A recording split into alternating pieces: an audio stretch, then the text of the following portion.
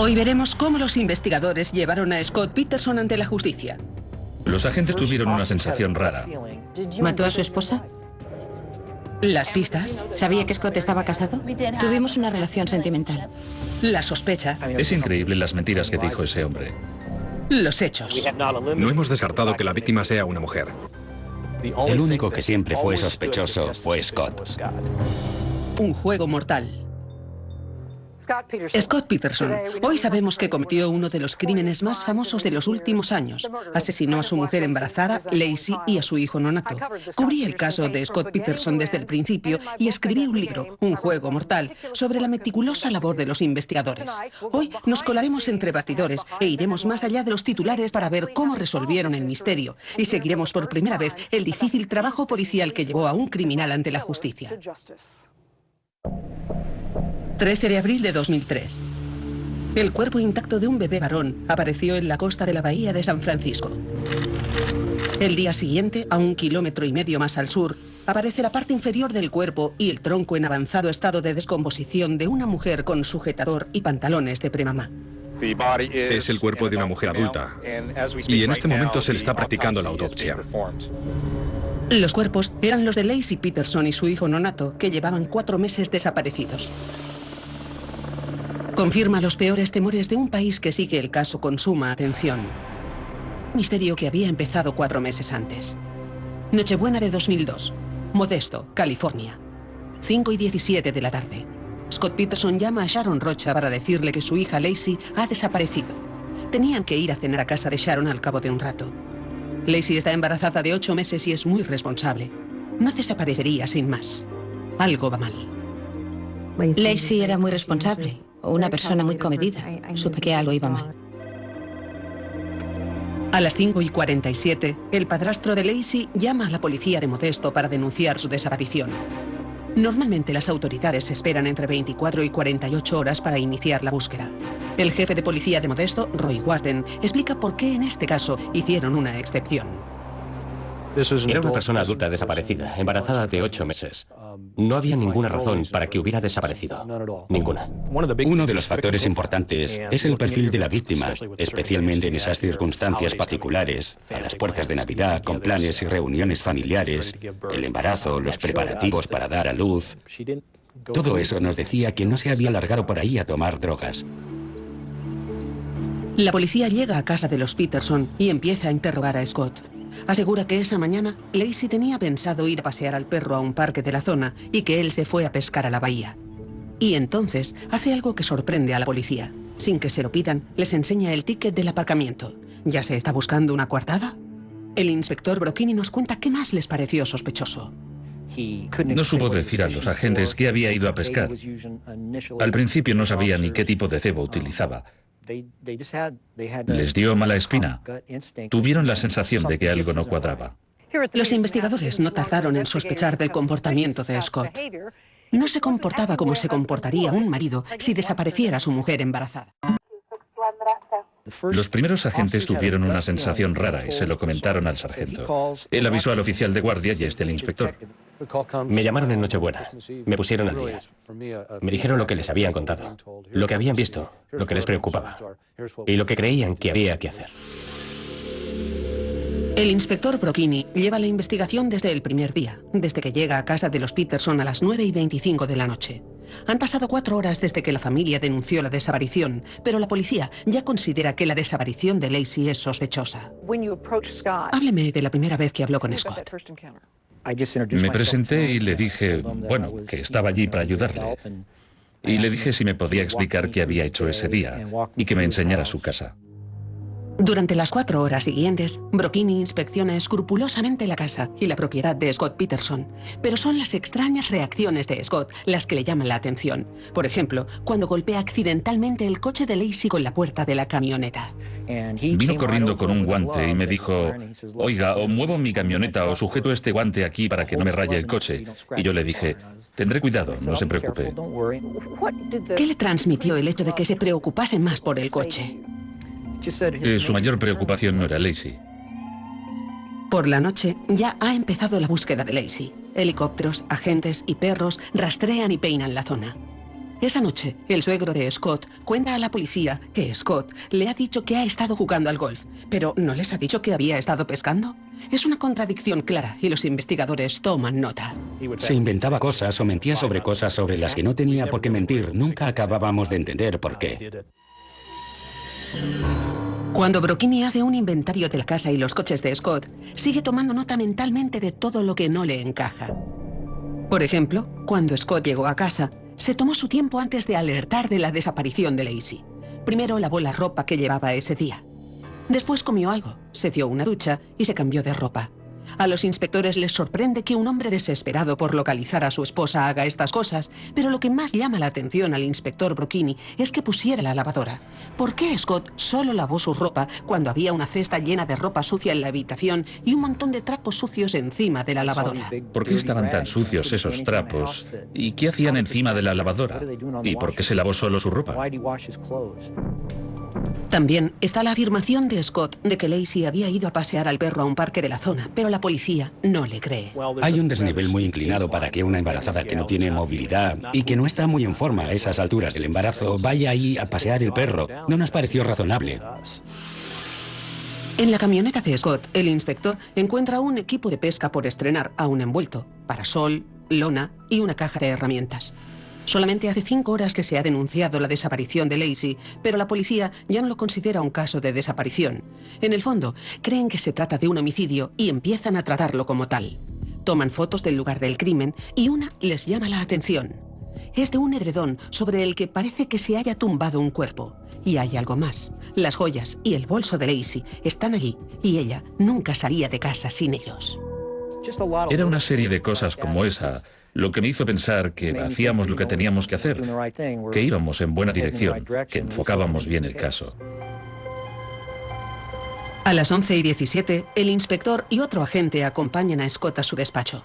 Scott es vendedor de fertilizantes en un almacén de la zona industrial de Modesto. Allí, Brocchini encuentra una barca de 14 pies, un ancla casera y signos de que se han hecho más anclas. ¿Las puede haber usado para hundir el cuerpo de Lacey en la bahía? Finalmente, a medianoche, regresan al cuartel general, donde el inspector Brocchini interroga a Scott Peterson y graba todo lo que dice. Pero si Scott está asustado o consternado, no lo demuestra. Recuerdo que le pedí que se sentara. Entré en la sala de observación para poner en marcha la grabadora y le pude ver. Estaba allí sentado con las manos en los bolsillos, relajado. Usted estuvo tomando notas sobre su comportamiento durante el interrogatorio. Con su experiencia, ese lenguaje corporal, ese comportamiento, le dirían muchas cosas, ¿no? Lo que me decía era que tenía que hacerle más preguntas y que debía llamar a más inspectores. Resultaba sospechoso. No ha ido a comprar y no ha regresado. A Lacey le ha pasado algo malo. Eso me decía mi instinto. La historia aún no ha salido a la luz, pero pocas horas después de iniciar la investigación, Scott Peterson ya está bajo la mirada de la policía. Día de Navidad de 2002. Hace 24 horas que Lacey Peterson desapareció y todo el mundo, cientos de personas de Modesto, California, han salido a buscar a esta embarazada de 27 años. La familia y los amigos de Lacey no lo saben aún, pero la policía ya empieza a preparar un caso de asesinato contra su marido, Scott Peterson. Scott parece emocionalmente ausente. La gente cercana a él cree que es su forma de afrontar los hechos. Sus padres tienen una explicación. Mostraba emociones, pero solo lloraba cuando estaba solo. Se esforzaba en encontrarla, intentaba animarnos, porque también nos estábamos desmoronando. Así que intentó ser valiente por nosotros. ¿Le dijo alguna vez eso de yo no lo hice, no podría hacerlo, quería a mi mujer? No, eso nunca me lo dijo. Pero si me hubiera pasado a mí, si hubiera desaparecido mi marido, yo estaría llorando desconsoladamente. La hermanastra de Scott, Ann Beard, nunca se creyó que hubiera ido a pescar sabiendo todo lo que Lacey le había hecho hacer en un día de fiesta. Cuando me dijeron que Scott se había ido a pescar, pensé, imposible, tendría una lista kilométrica de cosas que hacer. Los investigadores de Modesto encuentran sospechosas tanto la coartada de la pesca como las emociones expresadas por Scott. Pero eso no es todo. El inspector Allen Brocchini no lo ha admitido jamás en público, pero se queda de piedra cuando Scott le hace una extraña pregunta. ¿Pueden venir unos psicólogos para la familia de Lacey? No había pasado ni un día desde la desaparición. Le dije, Scott, es Navidad, no creo que pueda conseguirte a nadie. Y si encontramos a Lacey, ya no hará falta nadie. Me respondió que iban a necesitar a alguien, por lo menos a Sharon. Era como si ya supiera que no íbamos a encontrar a Lacey. Ha pasado un día desde que empezó la búsqueda de Lacey. Su familia acude a la televisión para encontrar ayuda. Déjela sana y salva en casa y huya. No importa, pero devuélvanosla. Es extraño. Es evidente que la madre de Lacey se aferra a la esperanza, pero Scott ya parece resignado a lo peor. La búsqueda de la policía, la familia y los amigos no ha dado resultado, así que debemos contemplar otras posibilidades. 48 horas después de recibir la denuncia de desaparición, la policía se desplaza hasta Berkeley Marina, a 1 hora y media, para comprobar la coartada de Scott. Dijo a la policía que llovía en la bahía el día de Nochebuena, pero nadie vio caer ni una gota. La policía ha pillado a Scott en una flagrante mentira y las alarmas siguen sonando. Entonces, el día de Navidad, Scott se niega a someterse al polígrafo, cosa que había prometido hacer. La policía se pone en guardia. Pero hay dos cosas que delatan aún más a Scott Peterson. En primer lugar, la policía descubre que se compró la barca sin decírselo a nadie. Después, descubren que consultó las mareas y las corrientes de la bahía de San Francisco en el ordenador. ¿Es posible que buscara el mejor lugar para tirar el cuerpo al agua? Que consultara las mareas de la bahía antes de que Lacey desapareciera el día que compró la barca era otra pieza del puzzle. Cuando la policía ejecuta la orden de registro, ven que Scott ha movido algunas cosas de sitio en los días que Lacey lleva desaparecida. En el almacén, ven que el ancla hecha a mano sigue allí. Pero hay otra cosa que resulta incriminatoria. Unas pinzas con un cabello negro enganchado. La policía se da cuenta de que tienen algo que necesitaban desesperadamente, una potencial prueba forense contra Scott. Estábamos todos sentados pensando, ¿qué vamos a hacer? Necesitamos algo. Y entonces vimos la foto de ese cabello, y no parecía una transferencia, estaba en las pinzas. El jefe de policía nos ha dicho que este caso es prioritario. Durante los primeros días, la familia de Lacey es el centro de atención y busca algo que les ayude a encontrarla. Es una mujer embarazada. Tiene que cuidar a su hijo. El 27 de diciembre dan una conferencia y suplican a su captor que la deje regresar sana y salva. Quien quiera que la tenga, por favor, déjela ir. Devuélvanosla. La queremos mucho. Queremos que vuelva. Por favor, denos. Déjela volver. Mientras, de cara al público, la policía sigue buscando a Lacey. Están seguros de que ya está muerta y poco a poco van elaborando su teoría de lo que le ha ocurrido exactamente y por qué. Creo que Lacey se disponía a irse a la cama. La estrangularon o la asfixiaron allí mismo. La envolvieron con una lona y la arrastraron hasta la camioneta. Creo que primero cargó los parasoles y después a ella en una lona azul. Necesitaba una excusa para llevar algo tan grande en una lona azul, y eso eran los parasoles. Simplemente no quería ser padre, no quería ataduras. Si te fijas en su estilo de vida, en todo lo que quería hacer, y bueno, ser miembro del club de campo, ser padre, iba a ser un lastre para él. Creo que su plan era levantarse por la mañana y marcharse. La gente le creería jugando al golf. No habrá nadie en la bahía y haré lo que tengo que hacer. Pero hay un momento en el que varias personas lo ven en la bahía. Es entonces cuando la policía dice que cambia su coartada del golf por la de la pesca. Diga lo que diga, la policía ya está segura de que algo no encaja, que Scott Peterson es culpable y que algo fue premeditado. Sí, lo había planeado. Lo planeó cuando compró la barca. Y tenía pensado decir que se iba a jugar al golf, pero en realidad llevaría a Lacey a la bahía, se desharía de ella y regresaría. La policía aún no lo sabe, pero un nuevo jugador está a punto de cambiar las reglas del juego. ¿Desde cuándo se ve con Scott? 30 de diciembre de 2002. 6 días después de que Lacey Peterson desapareciera, hay una gran novedad. Una mujer llama a la policía y asegura ser la amante de Scott. Se llama Amber Fry. El jefe de policía Roy Warren y sus hombres recuerdan cómo esa llamada lo cambió todo. ¿Cuál fue la reacción en el departamento cuando Amber Fry llamó? Fue un momento decisivo. Era importante saber más cosas sobre Scott Peterson, quién era, qué hacía, cómo se comportaba. En esa llamada nos dio demasiada información como para tratarse de una loca. Sabía demasiado. Los investigadores no pierden ni un segundo. Se marchan a Fresno a hablar con Amber. El inspector John Buehler lo comprende enseguida. Esta vista es crucial para la investigación. Fue una reunión muy buena. Nos dio una cantidad tremenda de información. Amber era una chica joven y parecía...